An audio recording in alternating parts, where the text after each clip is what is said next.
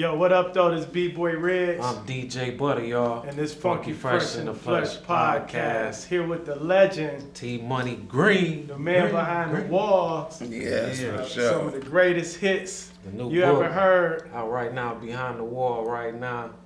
Yeah. We got the legendary T-Money Green on our show. We more like a TV show, Reg. Right. Y'all a TV show? I like that. Yeah, that's it. Yeah, that's what's up. But the book, Behind the Wall, brand new. Yeah, it's about his life on the road, interviews with some of his people in his family tree of Funketeers, you know. Yeah. The Dramatics. Yeah, the Dramatics. Yep. The book is out on Barnes & Noble and Amazon, so. All right, go check it out. Tony Green, Behind the Wall, Jackie Wallace, the Tony Green story. All right. But, man, it's been a pleasure, man. Man, thank you. The Motor City is what's happening. No doubt. Talk about growing up in the Motor City, T. You know, tell the world about, you growing up in the fourth letter, you know? Yeah, unlike where the kids are today, we were able to ingest tons of Motown music. And I mean tons of it. Smokey Robinson coming out. Mm-hmm. After his record died down, The Temptations. After their record, The Supreme. Then, all of these people, and we just knew these songs as kids. And I know it helped us get to the next level. Right. Because then in high school, now you got some shows, people are putting on shows, and you could sneak and play in the clubs. You would just be in the dressing room in between sets. You couldn't come out. You play, go in the dressing room, they bring you food, your drink, and then you come back out and play. Right. See, we had a lot of that where the kids don't have that today. Right. And I almost feel bad for them because, like it was no streaming and nothing in my day. It was just, you press your record up and your friends will buy it and stuff. You put it in the store and your people will buy it. So it's a different thing. But growing up in Detroit, hearing all of that music definitely stays with you. And I didn't know it was with me until you go and get with something else. Right. And somebody say, hey, well, do you know how I got to do this, that? You'd be like, oh, hell yeah, I can do that. Well, that's because you didn't just ingested a bunch of stuff. You didn't even know you can do it. Right. So musically, when I was given a shot, from watching talent shows and, and stuff like that, when I was given a shot, I knew we just you had to go for it. Now you just got the shot. So when that happened with me with the Dramatics, I did 18 years with the Dramatics. And when that happened to me with them, I was ready. I was nervous because I had never played for thousands and thousands of people like that. But I was ready though. And that's how I compelled pretty quick too. Once I got with them, 2 years I was the band leader. Wow. Okay. And I started bringing in all my friends. Because their band members was getting sick of them from the early band members. Sometimes when you're there early, you got the hate of I ain't get my money right. Right. Because they still working to where they trying to make sure they get money right, Right. And sometimes if you don't understand the growth process or willing to go through the growth process, then you're going to find yourself being a miserable individual to be around. Right. And then if you're miserable, don't nobody want to be around a miserable person. Right. But a lot of the guys was tired of being with them, and I was tired of being there, eager and loving it. Right.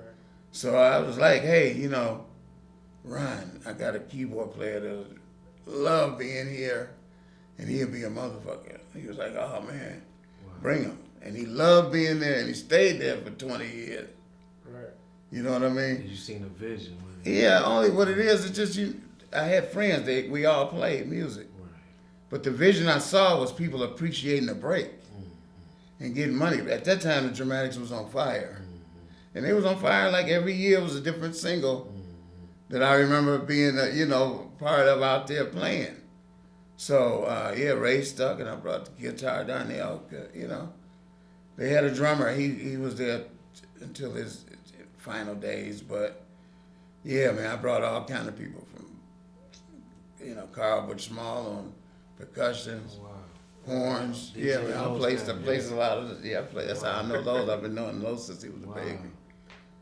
Yeah, but his daddy was with me with the Dramatics. And then we got a chance to start writing songs for him. Okay. So that was a whole nother thing because now you're paying attention to charts and stuff, you know. Right. And the first album was to Do What You Want to Do, Dramatics album. And that was the first album that went gold.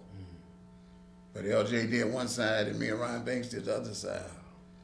And now the intro to Do What You Want to Do, it's a long intro. Yeah. October London took the intro. Wow. And he's singing this whole song on it. Yeah. If you check this song out, Do What You Do. Right. Snoop. That's his artist, ain't it? Is that Snoop artist, October London? Yeah. Okay, wow. Yeah, the last time Snoop was here, we were singing that Do What You Want to Do by the Dramatics. Wow. Right. The next time I see him again, his artist got it called Do What You Do. And it's the whole intro to the Dramatics Do What You Want to Do. So that makes me feel good to know about that. But however, there's tons of samples of our music out there that I miss money on. I got a son now that he's about as smart as Russell Simmons in this. Right. For real, man. He's like, Daddy, you didn't get your money on this. I found out you know. Wow, and then he'd point some shit out to me. I'd be like, oh, give me the phone. Right. He had us a check, been sitting there for 3 years. They just didn't know how to reach it. Give me the phone, son. Hey, that's /son. Yeah, he was it, man. I'm giving him a lot of respect for him, man. Yeah. Hey, that's a message to all you up and coming artists. Pay attention to the paperwork, and sometimes you gotta be behind the wall, right? Because the writing, you still getting paid for. Oh yeah. I've been getting writing. royalties for 40-something years now from writing. Wow. And even though like a lot of the samples get away from us, Right. but a lot of them don't. Right. A lot of us, you know, you get paid for. You know, this is hit and miss. If you keep trying to get it, you'll get them all. Like I said, my son has been chasing that down. That's right. Because they catch me, you know, you be all old and like, I don't care. And my son be like, you okay? You ain't got to care, but I'm going to make sure. Right. Because, you know, your kids is what it's all The for. future. Yeah. They what it's all for. And leaving them a lot of intellectual property. Yeah. It's nice, but you want to make sure you leave it right, too, because one of them could have too much power. Yeah. And it's a lot, man. I probably got 1,500 songs, man. All kind of reels to reels, dats, ADATs, cassettes, by the thousand, you know what I mean? And it's songs on cassettes, too. Like, if a guy had them and he just started listening, you know, it's hits in there, you take it and rearrange it. So, what's your favorite dramatic song? Well, a few. I'll give you. It is a few. Like, I tell you what, they had this song. Don't hurt me, don't hurt me, don't hurt me, don't hurt me. What was the name of it? The Dramatic Theme. That was one that I really liked. I really liked Hey You Get Off My Mountain. Hey you. Yeah, I used to love What You See Is What You Get. Oh, Yeah. And then even in the group, man, when it was Be My Girl and I Can't Get Over You and those songs, I mean, we would kill the crowd. So with me, it ain't all the dramatic songs is my favorite. Yeah. And I'm gonna tell you, dramatic songs to me beat the hell out of the Temptation songs. See, we was raised on that Temptation music, Right. but them songs didn't get like the dramatics was deep down in the clubs and shit. Yeah. Whereas, you know, the Temps is all come see us at the Fox. Right. But the dramatics, man, I remember we used to go down into the. Hey, that sound like a verses, though. Yeah, look, you know, hey, I'm telling you, we used to have to go down like for a gold record now, they just type it up in the computer. Yeah. Yeah, son, your gold. Hold on. Let's make sure they know that. Whereas when we went gold, we had to really work. And then I used to love going down and you all in the Chitlin circuit, all down to Montgomery, Alabama, down to Macon, Georgia. Right. You know, old places like that, man. And the club would be like a big barn or something. Yeah. But it'd be packed and everybody would have fun. You know, like I said, and then we come out of it after doing all that, hit the West Coast, and bam, we gold. The record is gold. But So, now, wait like a I minute, say, let me- you know, they don't do that now. It's too easy now. So basically, while y'all was on the road, y'all was finding out y'all was going gold while y'all was on the Yeah, road. yeah. It's like, Okay. man, the record is such and such, you know. Yeah, and y'all just keep on going. Yeah, motherfuckers just, man. and the agents and the management, Forrest Hamilton was the best dramatic manager, if you ask me. But he had us, I mean, we had like tons of dates. Right. It's just tons of dates. So by the time we get to the West Coast, we might do 7 days in LA, run down to Bakersfield and do something, on up to San Francisco. You know, he just worked the hell out of the West. Right. The dramatics on the West Coast like the Beatles, man.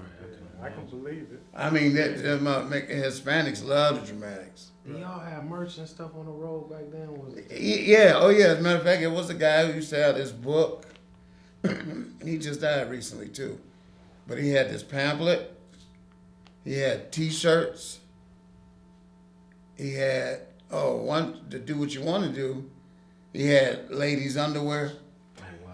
Those sold like I don't know what, he had a lot of different merch, Go man. check your grandma's closet. Yeah, I'm trying to tell you. Because grandma's was out there. Yeah, LJ. You know, it's funny when you see the adults and they turn groupie, like they still got a little groupie in them head. Yeah, right. You know, That's wild. it used to be fun on the. I mean, it's just when even checking in the hotel back in the day, you used to check in the hotel when you got to town. Like you had to wait and be like, yeah, and you might walk in and the maid is just finishing your room and stuff. And you hear the dramatic songs is playing, and you know, and then the radio is like, they're here, the dramatic. Then you go to your room and the maid is like, I really want to go. Wow. And you be like, you really want to go? You really want to go, or you really want to go? Wow. They say, you know, she really want to go. You be on the bus with Ethel. Right. And you're mad, like, damn, I could have waited. As soon as I get to the place, it's going to be all the bad ones, you know? Right. Now I got Ethel here who came through right quick at 8 o'clock this morning. On the bus with Ethel. Yeah, man, you know what I'm saying? Like, damn. Talk about the experience with Snoop Dogg and the Doggy Dog World with the dramatics and that video and how fun that was with rerun and all that. Well, I got David Ruffin Jr. That's who I had. I've been managing. I'm like his stepfather, really. Okay. And he the one, so I had quit the dramatics for him, really, because I was tired of them, and I knew when he was the future because he was younger. And then if I just put productions on him, which we did a hell of an album, but the dramatics was letting him get a moment of silence for his daddy, and then he could sing a couple songs. So I had him out there at L.A., and then we went back home, and then that's when I quit. And this girl they called, they had his number, and she was like, y'all need to be out here, David. He made people really like him. Y'all should be here. And I was like, well, yeah, we should be a lot of places, but you know that ain't got nothing to do with what's really going on. And I said, I got a cousin out there, but I wouldn't have nowhere for David to stay. And then she was like, oh man, y'all got to get out here. She really liked David too. And she was like, I'll help y'all get out here. So when somebody say that and then they show you that they help because she sent a gas card, like a mobile gas card. It had $3,200 on it. So we loaded up David's broke down ass Impala and drove on to Cali. But we broke down in Arizona. And that's when that 32 came in handy because we needed a drive shaft that was like 23 or something. Paid for it right there. And life got there. So when we made it, and her and David was going out all the time. And they would come back home arguing. Like, she had got us a place to stay and shit, you know. So I was like, why y'all always arguing, damn? So one day she hit me though, man. She said, T, if you came out here to make a new life for yourself too. Now mind you, on the way going to Cali, this Chronic album that David was playing so much before when I had just quit the group, and I was telling him, man, if you put that rap shit on one more time, if I hear that one more time, bro. And he was like, Auntie, I'm just trying to show you what's happening. And I was like, well, that rap ain't happening, man. First of all, rap would be gone. Yeah, I was one of the old guys. We always said rap would be gone in no time. Rap would be through in no time. So, anyway, driving to L.A., I finally lit that cassette to stay in. And I drove like 17 hours. And that tape just flipped and flipped and flipped. And man, I was loving this stuff, man. I was like, I had never heard of a beat down on a record. You know, I'm coming from Be My Girl, Can't Get Over You. Right. You know, love song. Right. I'm hearing she's a bitch, bitches ain't shit but hoes and trick. I'm hearing things I had never heard before, and I was like starting to like it. I was like, wow. So it's funny, so when we get to LA and the girl got us situated and they would go out, the one night that she made me go out, and I was telling her, oh, my clothes are a little shabby, and she said, I don't want to go look. And next thing she went to the cleaners with my sister, got it all hooked up, and was like, I ain't had no more excuses. So we went out. The day we went out, they went to dance on the dance floor. They came back with DOC, Snoop, and Warren G. They was all out there dancing too. Damn. And then David, being David Ruffin Jr., now you know they old school heads, right? David, oh man, David Ruffin Jr. It's like, would you come over and meet my manager and bass player? And they was like, yeah, okay. Well, so I met DOC, shook his hand. Snoop, I said, man, you dope, man. I really like the way you sound. Shook his hand, and they went on back, but Warren stuck, you know. And Warren like, so you play bass? I said, yeah, man, I play bass. He said, man, I said, yeah, I've been playing a long time, man. I haven't played shit. He's like, man, my brother need bass all the time, man. You need to call him. And I was like, for real, who's your brother? And then David, T, you know who his brother? I told you, Dr. J. You know, he's still trying to make me learn the rap game. Right. And I was like, all right, I took the number down. And we called Dre. I called him for about 7 days in a row. No answer. I was like, man, fuck this shit. 8 day in the morning, early too, like 8:30. And the girl said, Tony, telephone, it's Dr. Dre. I was like, oh shit. I was like, hello, and he was like, yeah, man, you play bass, right, T Green? I said, yeah. He said, you think you can come down to the studio today? I said, hell yeah, we can be there. And he was like, all right. And he said, it's the Village Recorder. I said, all right, we'll find it. And the girl was like, I know where it's at. I said, okay, somebody know where it's at. So we were all excited and shit. And I told her she had a 300 Benz, brand new. She said, y'all better take my car, David. No, you just trying to be down. No, you just... I said, David, would you put the gas in her car, please? Right. Get that car, please. Right. That nigga, you know, he was always driving. He pulled all over here. We in the 300E, looking good. I got my bass. And we going to see Dr. Dre. When we pull up at the Village, another Benz just like that, only convertible, pulled up. That was Dre. So we had the same cars. So he don't know what level we on at this point. Right. If we'd have came from that clunker Detroit and shit, style. he'd have been like, $50. I can get these niggas $50. You know, for real. But we pulled up the same thing him, but he just had the convertible. And then David was a good looking guy. He'd get all out and he grabbed my bass and he had this old guy coming behind him. And so Dre was cool. And he said, so when I walked in the door, you heard nothing but a G thing playing real loud, but without a bass, right? And he said, you hip to this song? I said, man, I listened to it all the way here, man, from Detroit. I said, but I ain't learned it yet. I said, I can learn it right quick. Right. He said, no, man, I want to hear what you might have played.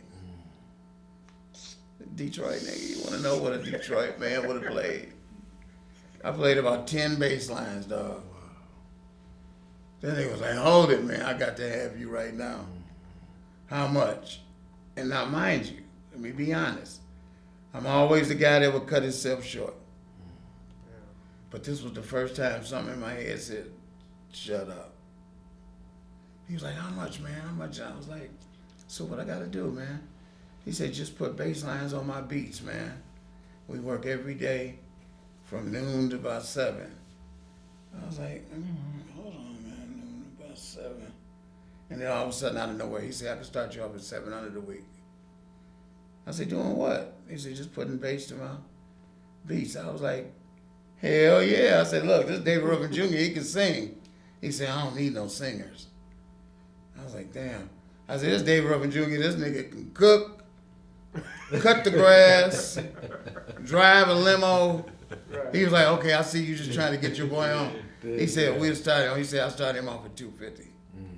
Man, we went home ecstatic, man. We had jobs. We was all excited. The girl was excited, and David started acting all funny, acting to the girl. And it turned out that the moral of the story is now she's my kid's mama. Wow. I had to save the day. It wasn't time to go back. You know what I mean? Like when I'm seeing it, I'm seeing the vision is clear. You know, and why is you acting like this to somebody that's really helping us, man? Right. I've never used nobody.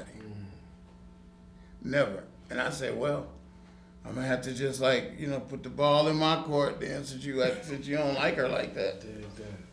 So I got 2 beautiful kids out of it. That's dope. You know, kind of crazy So, is the girl, but the kids is the mom. So with your history, Dre and them, they didn't have a clue who you were? No, nope. Wow. And that made it even better though. Yeah. And I couldn't go right in there bragging. I mean, I had hit songs already. Right. I just couldn't go in talking about that. Okay. You know why? Because something just told me to shut up, man. Right. It was like, don't even, now, when we break off one-on-one in different, like the keyboard player, and we talking, and I tell him, you know, Right. he might have known, but no, it didn't seem like I was supposed to tell them what I did, because I didn't tell them. I just rolled with the punch, and when it finally came out, because I told Dre, I said, yeah, man, George Clinton, I wrote a song with George Clinton, man. I've been getting paid on this song for years. And, you know, he loved George, you know. Right. He did the Chronic thinking that was going to help George. That didn't help George because that was all the songs George gave away. Right. So one day we was in there and he was looking all weird and shit. And I said, what's up, Dre, man? He said, man, didn't you say you knew George Clinton? Because this is when, you know, a lie usually come out. Right. He said, didn't you say you knew George Clinton? I said, yeah, man, I told you he's like my daddy, man. Where? He told me, he in the back studio. Can you go get him? I was like, nigga, wait, hold on. I marched on back there knowing who me and George is. Right. And I opened the door and peeked in there. And then they didn't nobody turn around for a minute. And then when he turned around, he said, I knew somebody had permission to be funking like that down there. And I said, you know, I got the permission. I said, he love you. I said, Dad, you got to come down and meet this guy. He love you to death, man. And he might want you on this new album. And so me and him walking down the hall, he said, they got anything? I'm like, George, you need to stop. That was my daughter. I was like, yeah, they got some shit called a Chronic, man. That's all. They ain't got nothing. I ain't seen no cocaine or nothing. I said, the Chronic. They got the Chronic. He told me, well, get me some of that. And I was like, all right. That's dope. But he went in there and wrote that shit off the top of his head. Dog pee on trees is a bitch. So says Snoop Dogg, George. George is fantastic with that. And he did, you can't see me. Oh, yeah. He did, but he did all of that before it became You Can't See Me. Okay. Like he did the dog bells, a pair of eyes, and he just did it and the beat went. Didn't nobody know what it was going to be. Right. And that's how it was, because I played on things that, like California Love, because it wasn't that when I was playing on it before. Right. So they switched some stuff up. But yeah, it turned out when I brought George Clinton back, and Dre's mouth fell down. I was like, Dre, pick your mouth back up, man. You embarrassing me in front of George. Shout out to George Clinton. He just got it, man. Yeah, I thought they been had it. Yeah, I did too. Yeah. You know what I mean? Like Parliament Funkadelic, I thought they just had one. Seems like I seen it. Yeah, it seemed like he knew him already. You know what I'm saying? like Yeah. I'm shocked that Boosie out there. Boosie got to walk. He got to walk a fame star. I don't think so, but he will. Mm-hmm. Right. George, so I was working with Westbound recently. Okay. A few years ago. And I did an album on all of the guys except for George. Fuzzy, Grady, Calvin, Ray, the bass singer. Yeah. And we had a beautiful time, man, cutting that music. But they was telling me how it was no leader of the group, but how all of a sudden the record companies gravitated to George. Well, that's how record companies do. If you stiff, just know they're going to try to talk to the man that ain't stiff, you know what I mean? Right. You right. So they jumped on George and made him the leader. He wasn't the leader, and they felt bad about that. Now all of them gone except for one, George and Grady. It's the only ones left. And that's the end of an era, man. I remember every song they put out. I couldn't dance to nothing, but everything Parliament Funkadelic did, I knew the beat, man. Yeah. Right. Like I had a hit record out on Fire Special called Why Leave Us Alone. I could not dance to that record at all, man. I see people dancing all crazy. I'm like, I can't find the beat on it, and it's my own record. George, though, Flashlight and all them Atomic Dogs and all them hits, you just know just where to dance, man. Right. So he the man for that. Yeah. And Dre the man for every song he ever produced being gold or platinum. Yeah. That's some history right there. He got some, and we got I did a lot of different songs, bass lines on a lot of stuff that didn't come out even yet that could come out, you know. So I had a ball with that. I didn't know I would be so popular on that. And then I did something for Cube and What Coolio record was that and- with Q? well, I can't even remember what songs they were because he was recording Dub C and those guys back in the day. Okay. So once I put the bass on, I love it and leave it, man. I ain't thinking about it no more. And back then, it wouldn't take me but 10 minutes to come in and make a quick 500 off of your ass. Right. Right. Come in, take my head, flip it around and back right quick, make up some shit, put it around, and leave it back out with my check. What you did Endo Smoke with Warren G. Yeah, and I owed Warren that because Warren was the one that gave me the number. And so he has always said, and man, if I ever get on, T, you know, you got to help me out. I was like, oh yeah, I got you, Warren. I played on a lot of Warren stuff. But Endo Smoke was the first one. Well, he did.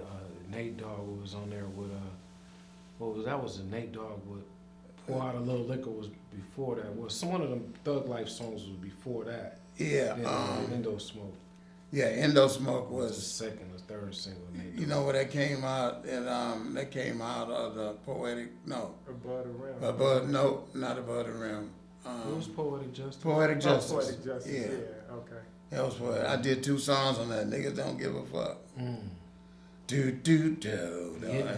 And when I saved the day on that, cause that used to be do doom do do doom do do doom do do doom do do doom. Niggas don't give a fuck, nigga. John Singleton and Dre was sitting up in the studio, so depressed because they found out they couldn't use it, and it was going right on the, Right. the Poetic Justice. Wow. And I was like, man, what's wrong, man? He said, man, we can't use that bass line on there. I said, well, play the shit back without the bass, because I played that other bass line. I said, play the shit without the other bass line. Let me see what I can do. And Dre put that shit on, and that beat hit 4 notes, I think. I said, do, do, do, do. They was like, that's it. Them motherfuckers, I used to love them saying, that's it, T Green. Because I would go on first all the time, you know. Right. That's dope too. And then I said, do, do, do, do. Him and John Singleton was like, hell yeah, bang to the boogie, boogie to the, Right.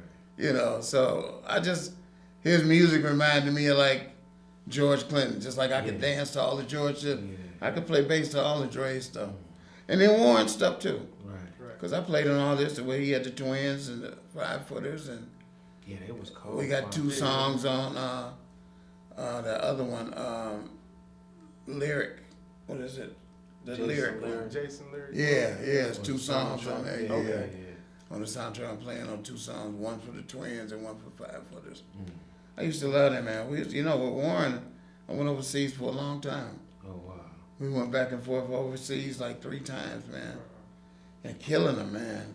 Killing them. I mean, Yeah, I seen him and the 5-footers perform they did the show for Russell Simmons in Philly. Oh, okay, yeah. And they came out there with Maurice Malone jerseys on, and they was killing it. Yeah, it's something else, man. And what other West Coast? Well, I know you was on the West Coast a lot. What other producers out there were you working with? Because it sounded like everybody was trying to go after that sound after a while. I pretty much just stayed with Dre. Okay. Because at that point they was allowing me to produce, so I produced 2 songs on Above the Rim. Okay. So I did try to do something for Easy. He called and made me a offer. I couldn't wait to tell Dre that I could go make this money. And I was like, Dre, and then he's paying 70 G's. He was like, no, man, let him get his own musicians. I was like, 70 G's though, man. Right. He was like, I got something for you, man. Don't worry about that. I was like, I hope you got something worth 70 G's. But he let me produce on Above the Rim. Right. And that would turn out to be more. So, but all of the different West Coast, I couldn't tell you what the songs were, just because I was the bass, and then that's out. You know, I'm gone. But I know I'm on some on the Bone Thugs and Harmony, because Lazy Bone had a producer that was called Blunt, and Blunt was getting me to play a lot of sessions and paying me, and he worked exclusively with Lazy Bone and them. Okay. So I know I'm on a couple of them. I know I'm on some Too Short. You know, and basically all the West Coast, Coolio. I know Coolio is something from my homies or something like that, or Ride. It's some Ride song, but every time I hear them songs, man, the memories come back, you know. Because I'm a guy, I really just play what's off the top of my head and forget it after that. So somebody had to play T. You remember this? And I play it back. I'm like, yeah. I definitely know when it's me. Right. My son got it bad. Sometimes he'll pick a song and see. I say, I wouldn't play that weak ass bass line. That ain't you, Dad. I'll be like, man, I thought you knew me, man. Wow. You worked with Quick any? Yeah, I played on Quick shit too, man. Okay. Quick was more a musician than the rest of them. He was a musician. Cause he was he liked it when I brought Butch, but he thought Butch was way too expensive, right, for him. So he used Butch a couple times. But after that, he learned how to hit them bells and shit himself, man. He was Quick, man. I liked Quick was really good. He was a nice guy. He always had a black eye though, man, back then. Wow. And you know, from Suge and them. I mean, it was just who he was hanging around with. That was, you know, they was all down, and I guess they fight every day or something. But he would always have a little black eye. So I like seeing him now. His eye ain't never black now. Yeah, he was a very talented fella. So you was really the part that kind of glued that whole sound together, from like bringing that Parliament Funkadelic sound. You connected the Dramatics with Snoop. Yeah. When I brought the Dramatics, it just really brought that R&B sound. But by then, I had all the musicians that I gathered and singers. We was able to do that kind of sound, because we did nothing but a G thing for the MTV Movie Awards. Okay. And Dre had me put like about 15 people together, and he wanted everybody dressing wild and shit. Gave everybody $500 to go get a uniform and stuff. And we had a wild night. So he always liked that sound. But bringing George first and then bringing the Dramatics, that was Snoop, man. And he couldn't believe, he loved the fact that he was going to have the Dramatics on his album. Yeah. That's so dope. You know, and he was like, man, and when he talked to him and asked him to do it, I had got mad at the Dramatics because I know the Dramatics. And ain't nobody rest up to come to the studio, I tell you that. Limousine picked him up probably right in the act. Like, oh shit, it's time already. Because they came, they was not who I knew they could have been. So I was upset. And I felt it was because it was my hookup that it didn't mean that much to them. So they didn't, what Snoop and Dre and them liked was like really nothing to me. I'm expecting they could come in here and blow this shit out. Right. Instead, I'm hearing Dre, hey, can y'all move up to the mic a little bit? I hear these fools that had 45 albums. You know, they supposed to be knowing to move up to the mic. Right. But you know, you be high sometime, that mic be your enemy. You be like, I don't want to see that motherfucker. They like our Beatles here or something, you know? Yeah, you know. So the dramatics we heard on that wasn't even 100%. No, hell no. 25%. And it still turned out to be a hit. Still turned out to be 11 million sold. Wow. Yeah, 25%, man. Right. I was really pissed. Wow. Because I'm like expecting them to come blow this bad boy out. Right. Yeah, it was so. And if it wasn't for Steve Boyd, who was with George too. Okay. He wasn't with George yet, but he went from us to George. He started the riffing off. Otherwise, everybody else was stiff as hell. Right. And they came without two of the members. The Dramatics was good for doing that because what they liked to do was be the two getting the most money. And I'm looking like, where everybody at? Oh man, they wasn't even taking this serious, man. We just came on. I'm like, y'all ain't talking to no stranger. Right. Yeah, so that video was classic. They get in there. Now the video, Pam everybody Grier. was there. Yeah. Everybody was there for that. And Pam Grier, we was hugging. Everybody in line to hug Pam Grier. So, what she smelled? You know, they're gonna put a mask on to get another hug. Like, can I get one?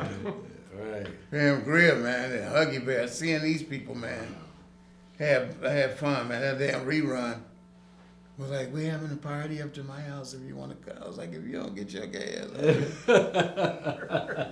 talking like that. If he was like, hey, we having a party, man, that might have been cool. But the way he whispering it out, I'm like, whoa, hell no, I know I'm in Hollywood. I'm like, I live here. These niggas is the one visiting. He said, I know I'm in Hollywood. You know, but that that video, man, it took all day. We had a ball, man. And, I mean, it was just everybody having a good time. The dancing and stuff, that's how you see them. Right. Everybody's really having a hell of a time. And I did my own little talk part. I made it up in the beginning where, because Tadao was like, man, where they at? You know, where they at? They supposed to be. And then out of nowhere, which he wasn't expecting, I was like, because I done been with club owners talking like that before, right? He told me, where they? I was like, oh man, shut up. You know they gonna be here. And he was like, you big grimace with a guitar, you know. He called me some shit off the top, man. He was quick with it too. You big grimace with a guitar. Shut your ass, this is my club. That was a classic, man. You know, yeah, so that was some good time, man. And that video was, I mean, that even now the Dramatics have to do that song. You know, to this day. Yeah, to this day, hell yeah, they gotta do it. Sure. People be looking forward to that, man. I can't wait to see it. It'd be dope to see Snoop bring him back after so much. Well, hey, and I will tell you another one great thing I was able to put together again. The Dramatics was coming to perform in Los Angeles at the Greek Theater. This is after we did the Doggy Dog World thing, right? Right. And nobody had seen that before, and I told Snoop and them, man, the Dramatics coming to do the Greek Theater, man. Y'all should come. We should do Doggy Dog World. He was like, hell yeah, can you get us in? Yeah, I'm sure I can get y'all in. Man, Dre, Snoop, and Dog Pound, and Tadao came out, and when Ryan was calling them out one at a time, it was already sold out. I mean, the Dramatics got, but now this extra energy is here because they actually brought these fools out. Right. And they went right into Doggy Dog World. Wow. And Tadao went and did his thing. And they went on singing it, you know, and rapping it like it was Daz, Diggity Daz. And I mean, that was so memorable that night. I just sat off to the side and felt good about being a hookup. And with me, man, that's all it takes is to be able to be feeling good. Right. If I help you, allow me to feel good. You know, sometimes you help somebody and be like, damn, I wish I didn't help them do nothing. Right. He left the rubber in like, right. You know, yeah, it just don't feel good. It's like, man, I did that out of my heart and I felt great for it. And you making me feel like shit, man. Right. And I mean, it's a few people out there got me feeling like that. Like I wish I never helped them. And it's bad when you can't feel good about helping people.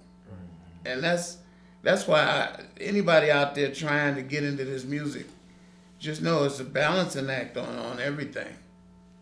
But if a person make you feel bad about something you tried to do to help or to make them feel good, then just don't keep doing it, because you're going to keep striking out, because maybe that's the person that don't want you to be doing good. So those are the different things you learn in 54 years of being behind the wall.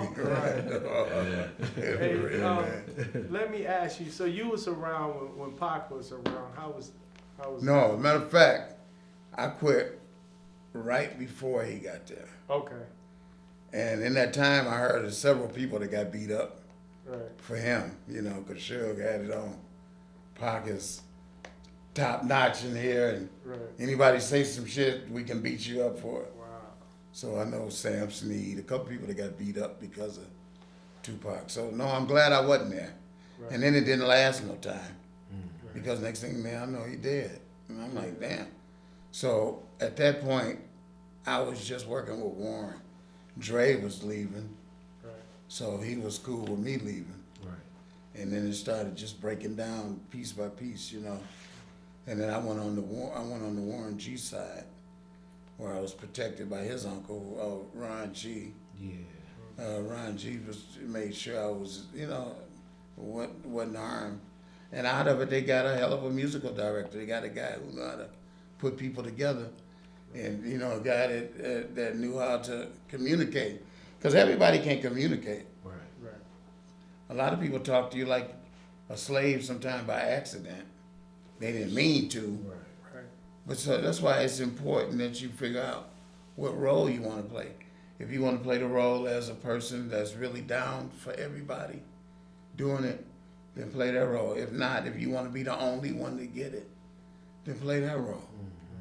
Instead of, because you can't do both. You got to figure out what to do. So that's how you get behind the wall, is not concentrating or worrying about if you up front.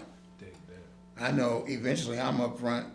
Every time somebody that go over, that I help push over that wall, they calling my name anyway. I'm already out front without the picture. The only thing missing is me coming over the wall. Otherwise, name-wise, recognition, I can be Googled. That shit'll take you can read stuff for a week. I don't know where all this stuff comes from. Wikipedia, I don't know where that came from. I got all kind of stuff, but I've done a lot, man. So I'm just glad they even mentioned it, because my dad did a lot. My stepfather played jazz bass, and he did a lot and didn't get his recognition. So I'm glad to be getting some recognition. And there's a lot that I'm not getting, but I'm okay with because I am getting a lot of it. If I wasn't getting none, I'd probably be bitter. But because I am getting tons of it, I'm cool. And then now me and Snoop back really cool. We never fell off or nothing. You just fall out of contact with people. Right. And then I wasn't coming to see him in the shows, because he was hanging around different people that I wouldn't really want to be bothered with. And then after that, one day I decided I was going to go. And I went to Soaring Eagle. It was way up there. So I said, there probably ain't going to be a lot of them guys that I don't really like around him. So I went there, and it wasn't. And it turned out really cool. And he was like, man, Doug, you better bring your ass to the show every time I'm here. So we got really, really cool. Now we exchanged numbers this time, and, I hit him up, and he hit me up, and I just wrote him recently. I was like, man, send me a few of them beats to put bases on, man. I need to make some extra money. And he wrote me back with I Got You, T Green. And then he took a video of him singing. He was just singing a dramatic song, as usual. Everything dramatics, man. That's kind of like me. That's kind of like thankful that happened. And one day, the only other thing that happened that was a little better than that is he came to the studio and he was like, T Green, we really cool now, man. I said, what happened, Snoop? He talking about, my dad, man. I said, how I know your dad? He said, he was your mailman. I said, Vernell. Detroit. I said, Vernell was your dad? He said, yeah. I said, that's my man. We and Vernell was really cool, man. Because he would always show me my ass cap. He said, I think you got another check, bro. That's dope. I'd be like, yeah, baby, keep them ass caps coming. So wait, all the time you was out there working with Snoop, y'all never knew that? No. Y'all never put that?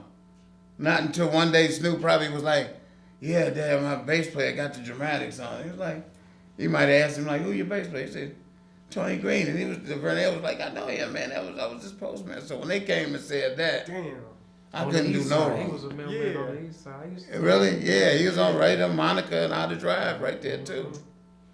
Damn. You smoked some real chronic before? Yeah, oh yeah. Yeah, a lot of real chronic. Hey, I remember one time we was getting this weed from this girl out there when I first got out there. And I told him, I said, Snoop, come on, man, smoke with us, man. I want to smoke. And he was like, all right. And I rolled the shit all up, nice joint and shit, lit it up. And he hit it. He said, T, what's this? I said, that's some Endo. He said, man, this ain't Endo, this Pretendo. He said, where you get this shit at? And I told him, he's like, don't buy no more from that, man. Get it from the engineer, man. The engineer is who we get our weed from. After that, I was smoking good forever after that. Wow. Yeah, man, the weed was the good thing, because that's all I like to really do, man. When I was a kid here, we did all the psychedelics when I was young, so I'm all off of that. Nigga don't want to take no chances on his heart. Right. You know, he used to like this shit back in the day, like he used to acid. Right. Sit there and be tripping it, your music sound better, everything.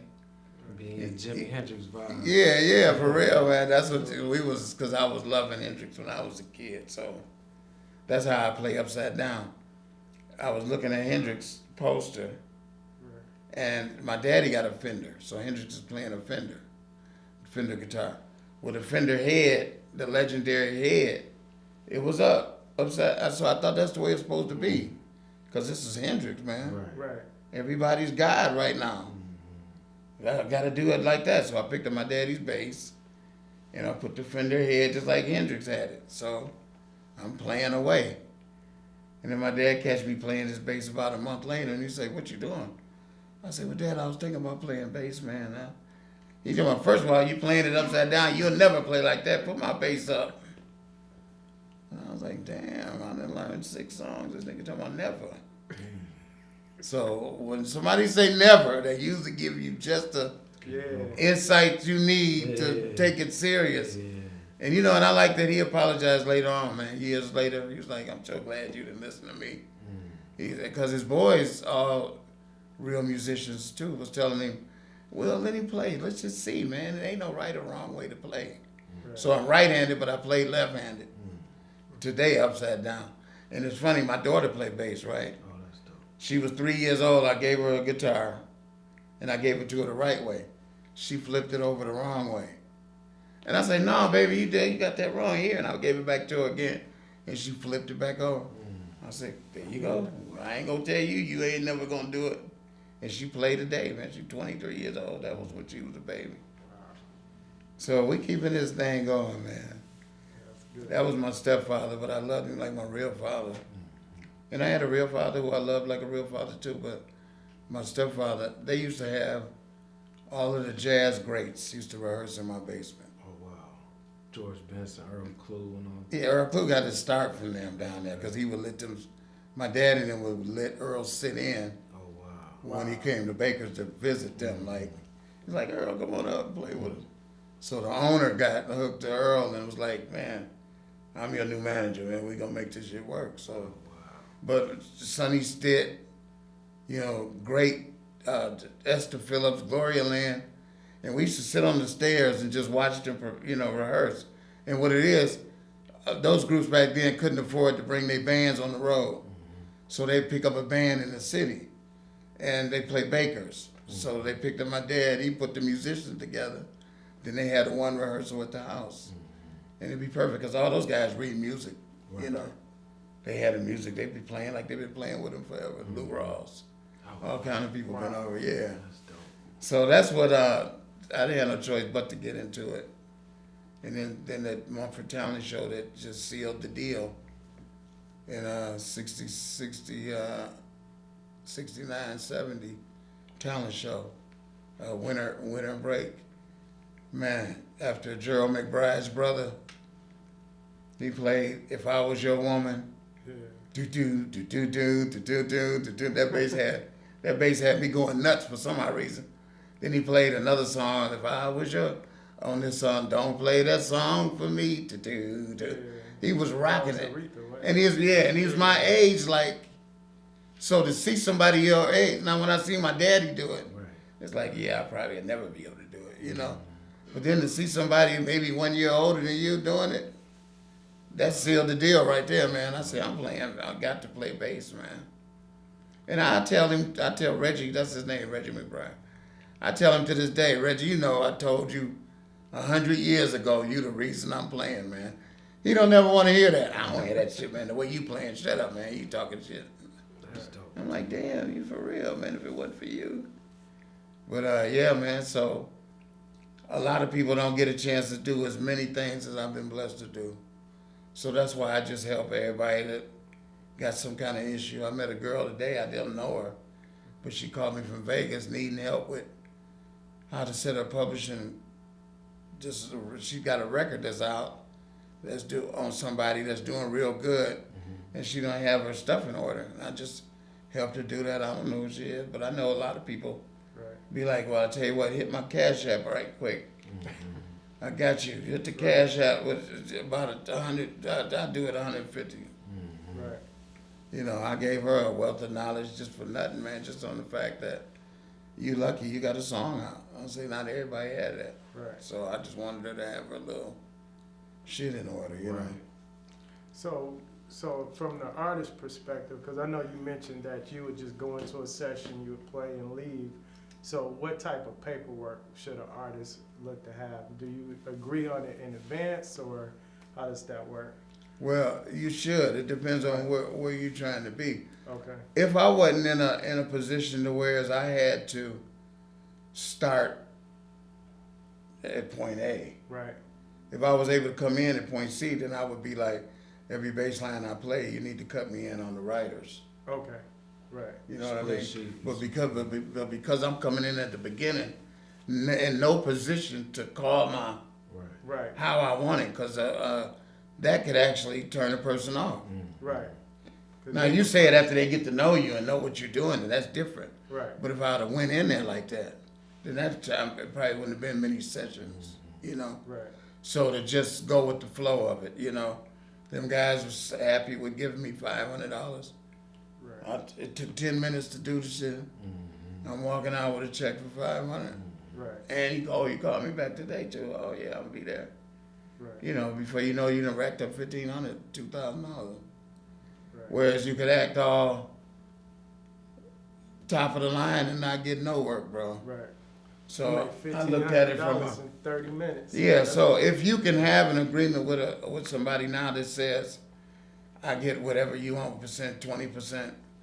If I come up with a part, I need to get 25%, or I need half if it's just me and you.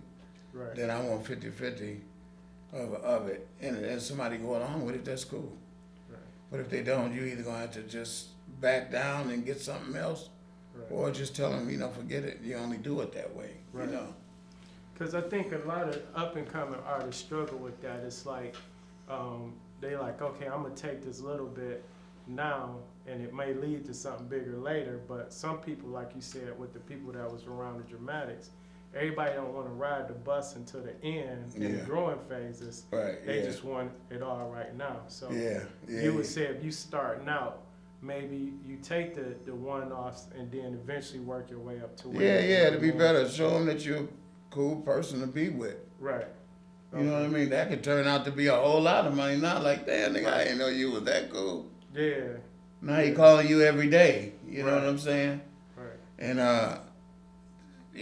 like I said, but you got to be willing to know what you want, or either now you're hearing all this stuff with Puffy and all of that. Right. You got people that sell their souls out, or want it so bad that they do things that they didn't, right.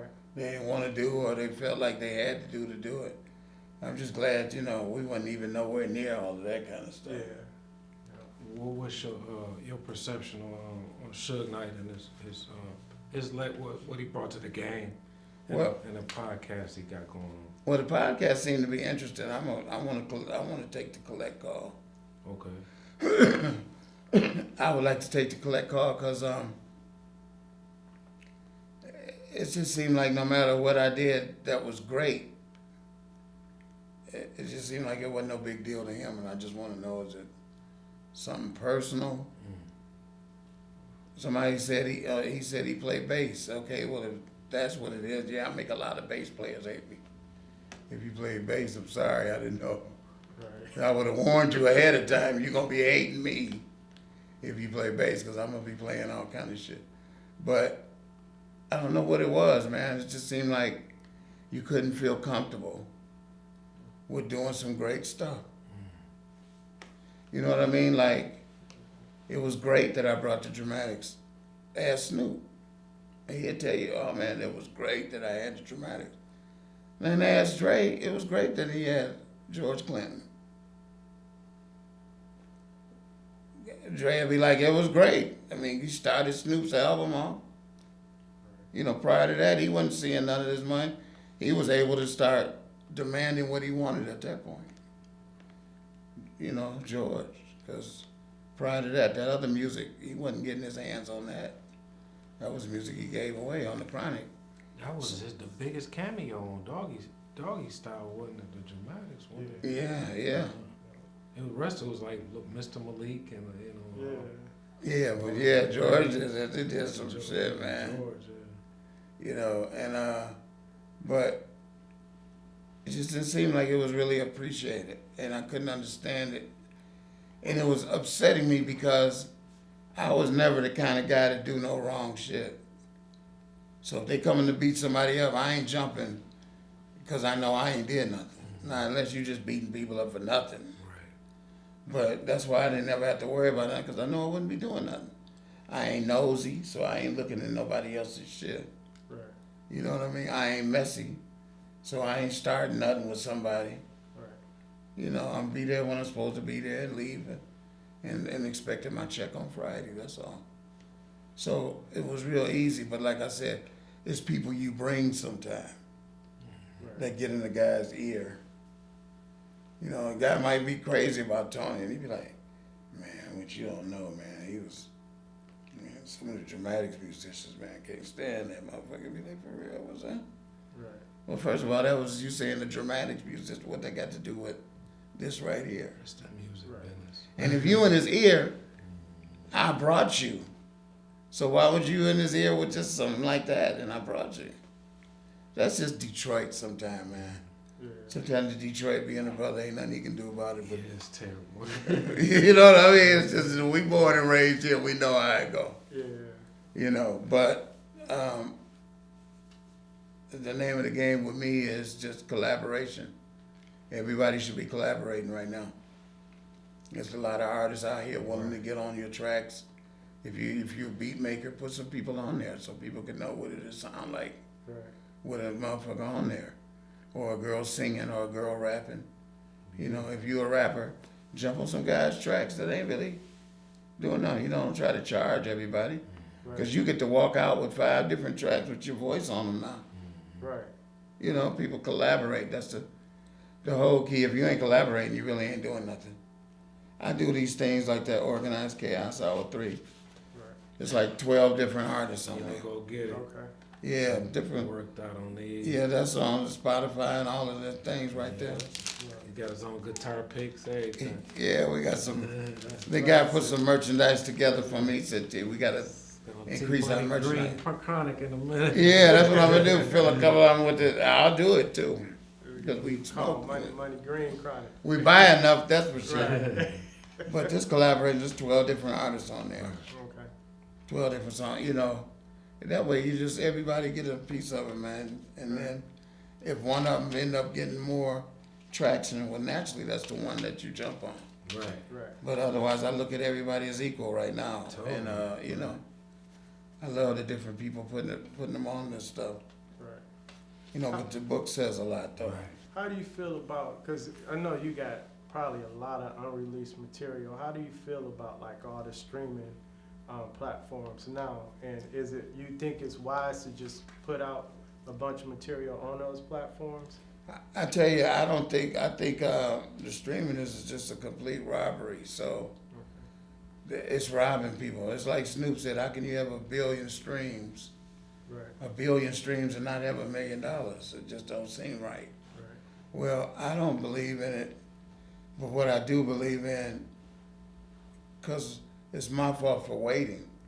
Right. Because the music business changes every day. So sometimes if you got an idea in the music, you should jump on it right away. Okay. Because otherwise, the time that you wait a minute, something else happens. Right. All the time. So now this streaming thing, I got so much material, and I was always like, how I was going to bring it out. But then now it's a whole different duck in the world. This streaming is different. So I don't think it's a great thing. However, I'm taking them and I'm going to put about 40 songs that's going to be coming from my side, from the internet. It's coming right in it. I'm going to inject 40 songs into there because if nothing else, those 40 songs will be in there. Right.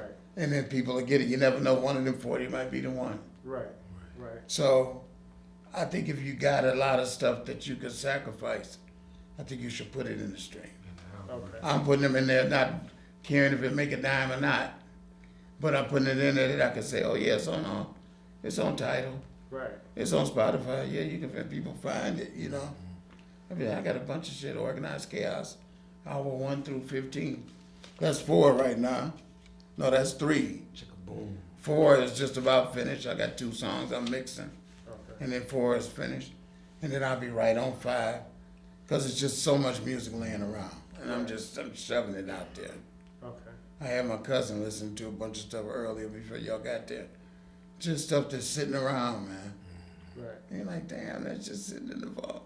Yeah, I mean, but you can only bring out so much. If I had the deal I always wanted, that would allow me to brought songs out, then it would have been good. And waiting, that's what I'm saying. I might have waited too long, because now that streaming shit is out. Right. The chance, what I was waiting for, I done waited too late. See, you can't wait late in this business.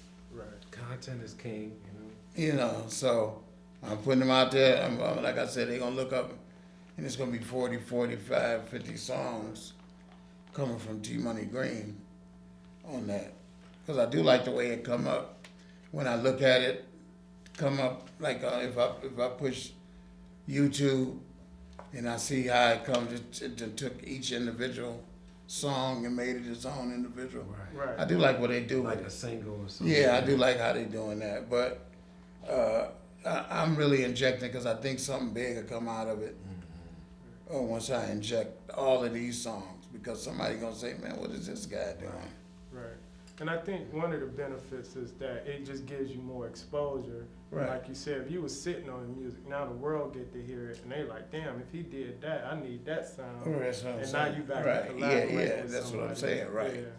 So instead of holding it down and holding it at home, Right. I decided I'm just getting ready to put tons of it out. So you're going to get tired of me.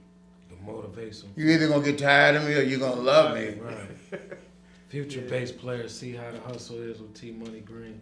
Put the hustle there, man. Yeah. We in a dramatics rehearsal studio with T Money Green studio. This is super legendary.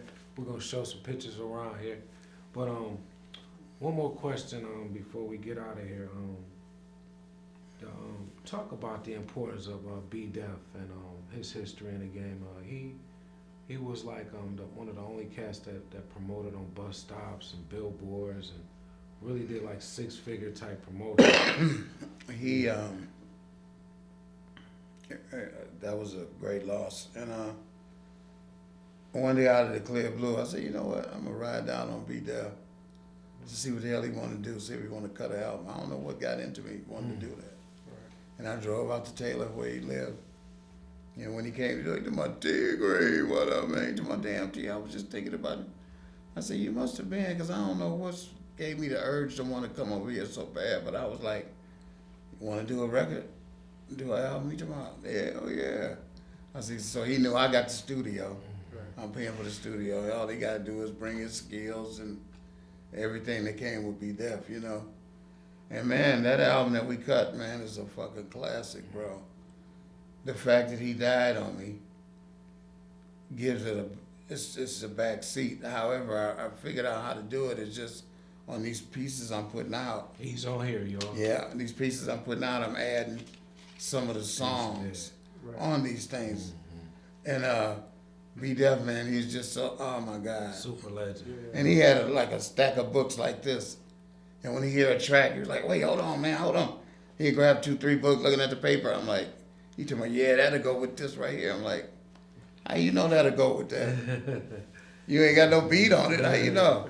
He told me, I know. The next thing I know, B Def was a man. Y'all look up B Def. He had an album called Prince of the City. It was a Crucial Conflict was on there.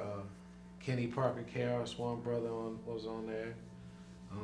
K-Stone, you know, T Money Green got another album coming soon. They, K-Stone and B Def, I had them on Organized Chaos Hour 1. Wow. Okay. They on the first Organized Chaos back in 1995. And B Def did Nuts in the Rug. And then they had a group called the Dead Men back then. They were called the Dead Men. Yeah, I remember. And they did a song as the Dead Men, but he had his own solo, Nuts in the Rug. B Def, man. And when people hear him, like, because I know I went and gave away, when Snoop and them came to town for the DTE recently, I came in giving them to different people, like the Twins. I hit them with some old Rage.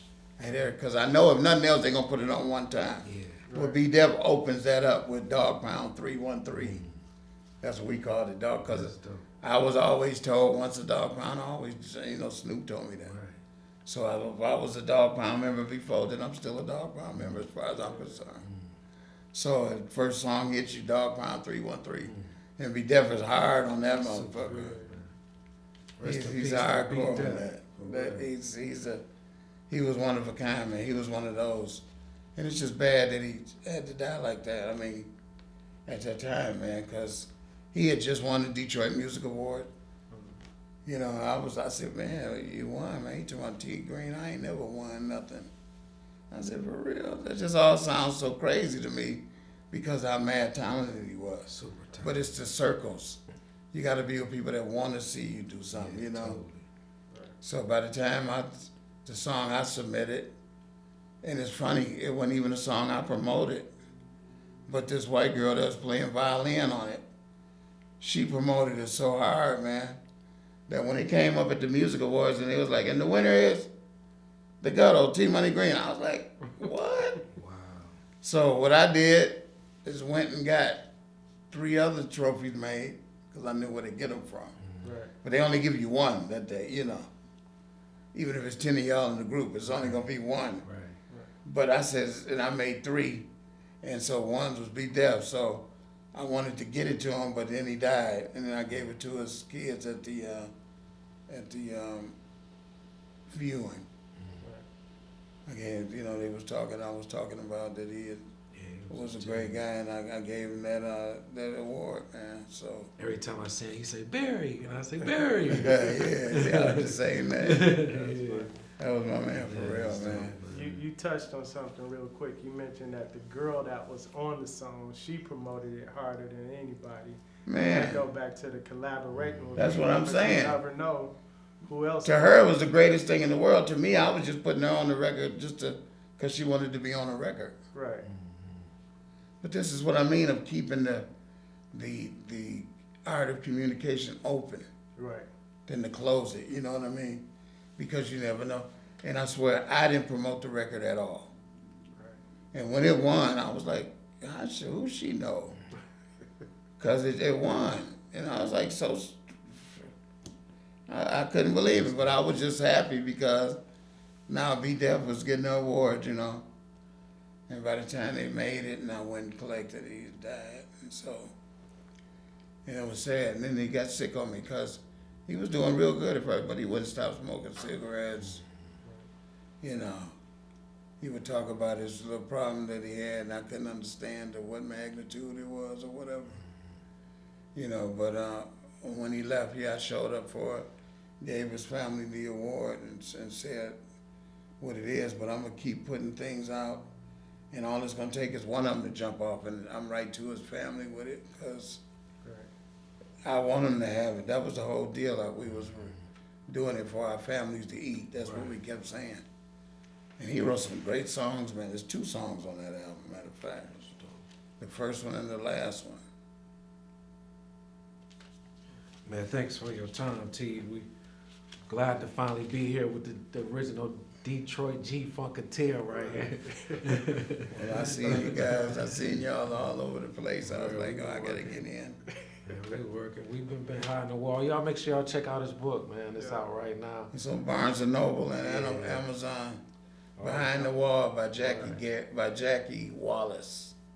The T Green Real story. bass player stuff right here, man. Yes, sir.